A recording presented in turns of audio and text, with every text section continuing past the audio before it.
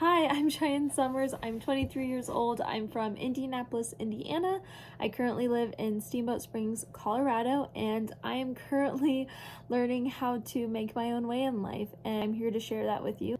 And if you haven't already seen my story time, How and Why I Left Being a Jehovah's Witness, you can find it down in the link below. And these are the top 5 moments that woke me up from being a Jehovah's Witness. Number 1, top waking up moment. So I was living in Vegas around fall 2017. I was house sitting for about 2 or 3 months for a family. Some of my favorite girlfriends that I ended up dressing their mom for her wedding. So I went into every hotel, even though I didn't gamble at the time. I'm just kidding. So my mom, she flew out to visit me, and we were out in the door-to-door ministry work together. I go up to the store and I'm about ready to knock, and this man immediately opens the door, already had something to give me. He handed me a Post-it note with a scripture on it, Revelation. I kid you not, this is the Post-it note that he gave me, the exact one. I didn't rewrite it down, like I have kept it for 4 years because it's that important to me. It has Revelation 22:18 on it. So this scripture, it says that anyone adding to these things is the sign of a false prophet.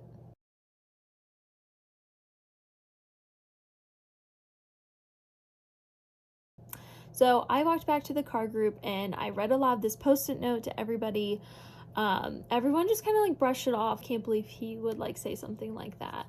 But for me, I can actually like see where he's coming from. Like, it makes sense to me. So the Watchtower and Awake magazines that Jehovah's Witnesses give out in the ministry work are in addition to the Bible. They're additional articles about things in the Bible and things that the Bible is about and their interpretation of it and how it should be taught and indoctrinated and enforced. And of course that makes sense to me.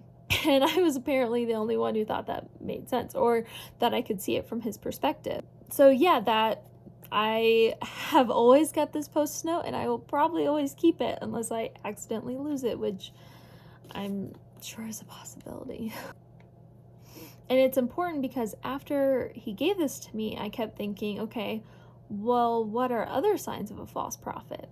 Which I will touch on in a later video, more scripture-based, of just things like one after the other, after the other, after the other. And this sent me into a deep tunnel for sure of research. So that's why it's number 1. So now on to my second top waking up moment. So I will preface this story by saying that a lot of witness kids get married young simply because they want to have sex, or encouraged to find a partner to really go into the ministry with. And there's not a whole lot of in between of like people that get married really young and people that are praised for being single their whole life. It's just like kind of how it is. And a lot of them get married young without knowing freaking anything about marriage or sex or living with another person that is not your family member. Like, it's just really sucky. Eventually, I had made a decision of kind of want to look around and meet different people. However, that is not the witness mindset. So there came this one guy that was very interested in me, and we went on a few dates. On the 3rd date, he asked me how long I think people should date before getting engaged. Red flag. Immediately got the vibe and a bad feeling in my stomach of like, if you marry one of these boys, like, you're gonna be trapped. Like, that was my gut feeling. And so, long story short, I dumped him and I went to Mexico to be a missionary. Yeah, I could have either stayed and had a relationship with him or go to Mexico. Yeah, obviously I went to Mexico. And before I went to Mexico, I went down to southern Indiana to hang out with a couple of my best girlfriends at the time. And one of them said to me, and I quote, "You're worried that you're having a worldly view of dating." End quote. Essentially what that means is just that I want to date around and that I have no intention of marriage, blah, blah, blah, and that they're worried about it. And they're worried about the reputation I will have from doing that. And it's just like so annoying because what? Yeah, you're right. I don't want to be a wife at freaking 19 years old. Yeah, because I'm not ready for that. Like, So after that, I didn't feel like I could talk to my friends about anything, especially boy related, of just them having this view of me. And that's when I started pulling back. And that's just what it is. I'm just going to go ahead and tie this in with number 2 of my sister had a friend who broke off an engagement. She just didn't want to get married to this person. Like, you can get reproved, which is basically just like a public slap on the wrist, essentially, for breaking up an engagement, because you're breaking a promise. Like what? I'm sorry, but I do not owe you anything. You know what I mean? It's just like so fucked up, and to know that I could get trapped into something like that worried the hell out of me. Yeah, anyway, number 3. I was out in service in Mexico with a sister, and we'd go up to the store. This man, this man was so funny. He immediately opened the door and knew who we were and immediately started hammering us with questions. You are 2 women representing this religion by being at my door. He said, are you even allowed as women to teach in your community or to give talks to the people in your community or have a say in doctrine or have a say in how things are handled? Or no? Like, how embarrassing is that? How embarrassing to tell a stranger that, yeah, you're right, like, I have no rights in my religion. Like, how embarrassing to say that to someone. That was definitely a waking up moment, and I just kind of walked away, and I don't think I've ever felt as internally embarrassed as I have in that moment. Crap, like, he has a really good point. And I think the other sister was just like, whatever about it, because that's technically their place. That is their place in the religion, and you don't really question it, and that's just how things are. Number 4.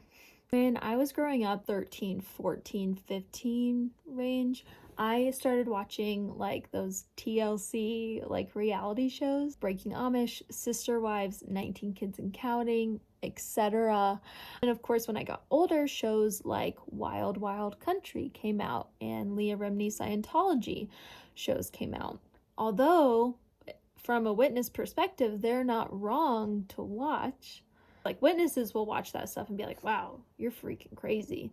Which, like, to be fair, Scientologists are definitely crazier than witnesses by a super long shot. But I would watch these shows and realize all the similarities between language and doctrine and ways that they treated people. Scientologists, they call ex-members suppressive persons. Witnesses call them apostates, which this sounds really silly because I should have had this realization and like it should be a normal thing to think this way. No one's freaking special because you're in this community. All it is, no matter what you're born into, it's my personal opinion that it's based on pure chance, that there's no rhyme or reason to it. Number 5. Because it's not really my story to tell in detail, however, it did affect my life and how my viewpoint and where I am now. It evolved my thinking. So I'm going to use a fake name for obvious purposes. Let's call them George. So I met George when I was serving in Salt Lake City. I was there for 3 months with 2 of my best friends. So we were in a congregation with George. We had been asked to go house sit because George was going on vacation. So before he left, we went over one night and had dinner, chatted, really got to know George. George gave us a Costco card. So on the back of the Costco card, it didn't have the name George, it had Georgina. George's way of telling us that they were transgender. Used to be an elder, had a wife, had kids, left it all because George felt like Georgina. Georgina never missed a Jehovah's Witness meeting, even though they rejected who they thought that they were on the inside. And George tells us this whole story, and we are just like, wow, like blown away. It's super rare to meet a transgender witness. And especially one that is open to talking about it and sharing it with fellow witnesses without fear of judgment. And I'm embarrassed to say at this time, I was just like, wow, that's really brave. Like, you love God that much. It's amazing that you would sacrifice that part of yourself until paradise.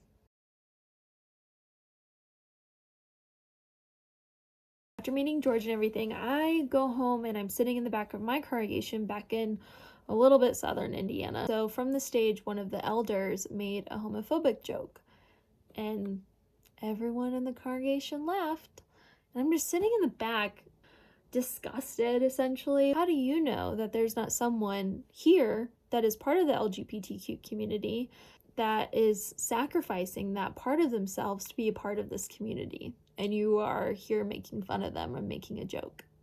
Of course, that's when my mind shifted from, oh wow, that's really great that you're sacrificing that for God, to, I'm so sorry that you have to hide that to be a part of this community that gives you nothing in return. I tried to keep that short and sweet today. Thank you so much for watching. Please let me know down in the comments below a top waking up moment that you had, either from being a Jehovah's Witness or from a different religion or cult or way of life. I would love to hear it.